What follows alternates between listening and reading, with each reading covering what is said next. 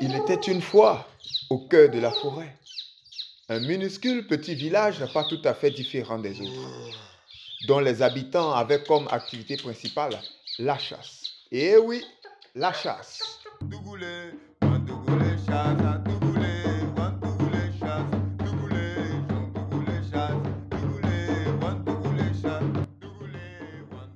Mais on dirait que la chasse n'a pas choisi ce petit village. La preuve, très tôt ce matin-là, quand le soleil s'apprêtait à commencer son voyage de gentleman céleste, des cris se firent entendre. Encore une victime. Tout le village était en émoi. On venait de perdre encore un chasseur. Mais quel est ce mythe? La chasse n'est-elle pas pour nous la principale source de vie? Se demandèrent les villageois. Ce matin-là, Youn et son frère jumeau décidèrent donc de relever enfin le défi. Mais de quel défi s'agit-il réellement? Bizarre! Tenez-vous bien, la gigantesque et mystique termitière, objet de toute curiosité, était le domicile de mauvais génies qui ne voulaient sentir aux alentours de ce lieu la présence des humains. Oui, sans doute ce sont eux qui finissent nos chasseurs, car à chaque fois que les rescapés venaient, il ne manquait de raconter les différentes épreuves apparemment faciles, mais cruelles auxquelles ils étaient soumis. Tellement mystiques, les victimes n'en manquaient jamais. Situé à un endroit où la chasse était fructueuse, cette termitière était inévitable à nos chasseurs. Les habitants du village, qui voulaient en finir avec ce mythe, craignaient à la fois de verser encore des larmes. Mais, malgré ces inquiétudes, l'accord fut donné à Youn et son frère Conan de pénétrer encore dans ce lieu. Cette fois-ci, avec un autre objectif. Ils n'étaient que deux. Y arriverait-il? Nos deux amis étaient déterminés. Cette nuit-là, à minuit, pendant que les autres étaient dans leur ronflement habituel, les voilà, debout prêts à partir. Fils du grand sorcier, ils étaient aussi prévoyants que leur père. Ils n'avaient pas oublié de prendre avec eux la poudre magique. À peine la forêt franchie, les voilà en face de l'abattoir des génies. Disons en face de leur destin. Ah, encore vous, que venez-vous faire ici? S'exclama le chef des génies avec une voix de tonnerre. Nous sommes des chasseurs, ô grand roi, répliquèrent les jumeaux.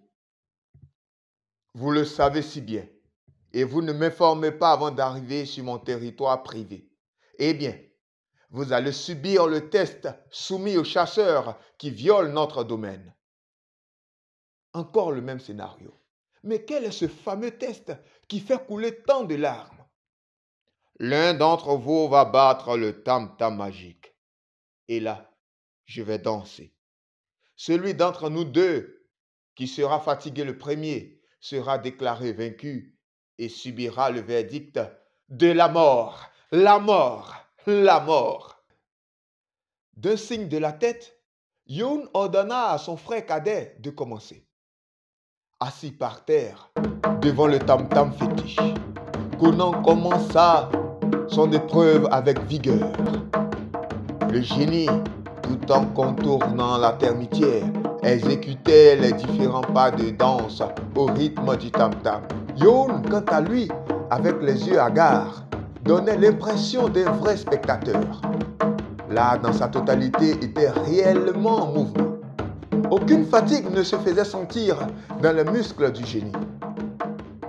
Conan, quant à lui, n'était pas habitué, pressentit très rapidement des signes de fatigue, donc de défaite, à la suite de quoi il fut obligé de passer par la mort comme l'avait ordonné le génie.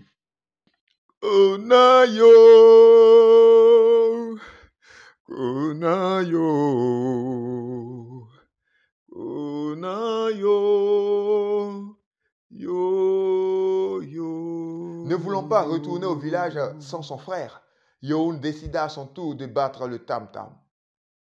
Voyant son frère couché inerte, il avait le sang aux yeux. On voyait son envie de vaincre. Il refusa de s'asseoir. Debout, le tam-tam entre les jambes. Enroulé par une corde à son cou, le mouvement s'exécuta tout en poursuivant de près le génie dans sa rotation autour de la termitière. Surpris par cette nouvelle stratégie, le grand génie savait que sa mauvaise renommée était sur le point de finir. Il ne pouvait rien faire d'autre car il venait d'être pris au piège. Youn, au moment où il était spectateur, observait à l'aide de la poudre magique tout ce que les autres génies faisaient autour de son frère pour l'affaiblir.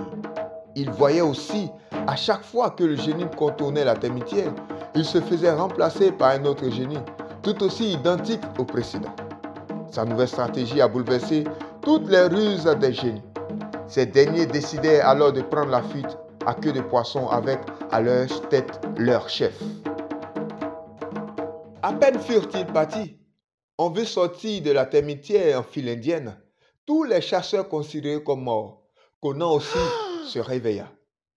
En fait, ceux qui étaient morts n'étaient pas réellement morts.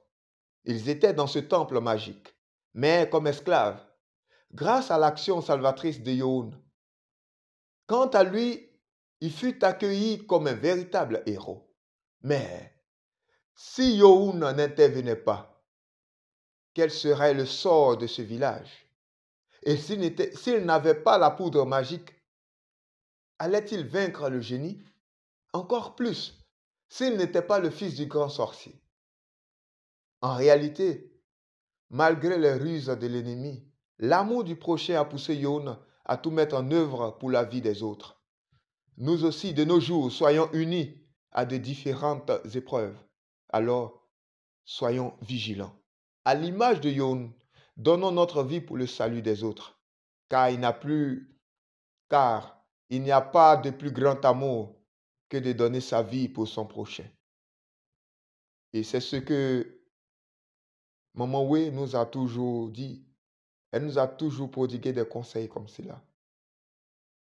Pour sauver la vie de ceux qui ne sont pas chrétiens, elle nous a envoyés dans des lieux reculés pour proclamer l'évangile à travers ce conte théâtralisé que vous venez de voir. C'est vrai que j'ai fait une lecture, mais nous, en le jouant au niveau du Danit, nous avons fait quelque chose d'assez pratique. Et nous pouvons lui dire merci. Parce que grâce à elle, au moins ce commandement, nous l'avons fait. Et nous continuons aussi de faire chacun à son niveau. Et nous prions Dieu pour que tous, autant que nous soyons, nous puissions aussi le faire chacun à son niveau. Proclamer l'évangile. Donner notre vie pour les autres. Il faut se sacrifier. On a eu beaucoup de moments difficiles. Vu on était à Abidjanais, il fallait partir à l'intérieur, mais c'était difficile, mais on a pu le faire. Grâce au conseil de Maman Wé, nous avons pu tenir et nous sommes arrivés jusque-là.